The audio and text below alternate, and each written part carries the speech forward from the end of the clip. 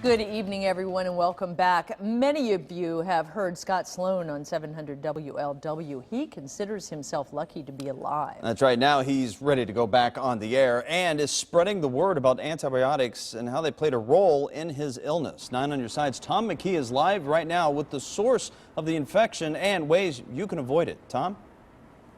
Well, Scott Sloan went into the hospital January 7th for back surgery, and everything was fine until the 4th day, and then his whole world was turned upside down.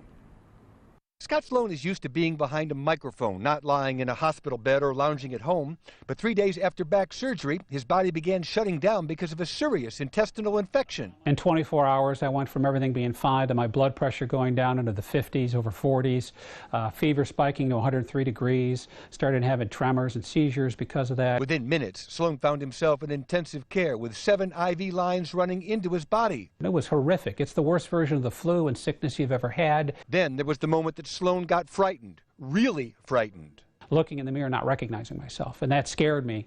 Fortunately, in the right way, get my mind right, and fortunately, I was able to leave ICU. The illness is known as C. diff. It stands for Clostridium difficile, which is the name of the germ that causes this problem.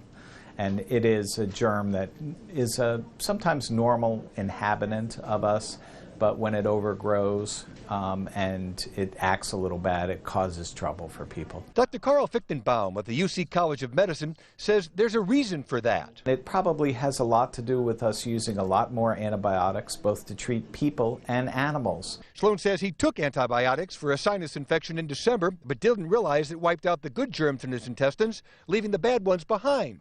So how can that be avoided? You should limit antibiotics to only use them when you absolutely need them. The tray besides Sloan in his living room contains another remedy he subscribes to. Make sure if you get prescribed an antibiotic that you also take probiotics. And that's things like Greek yogurt, kefir, which is sort of a liquid tasting tartar yogurt. You can even have probiotic supplements. Now, Dr. Fichtenbaum says the probiotic substitutes sometimes work, they're not always the cure. He says hand washing is one of the best ways to avoid this problem. Sloan says he's going to be back on the air Thursday, but from home. Tom McKee, 9 on your side, live in Corryville.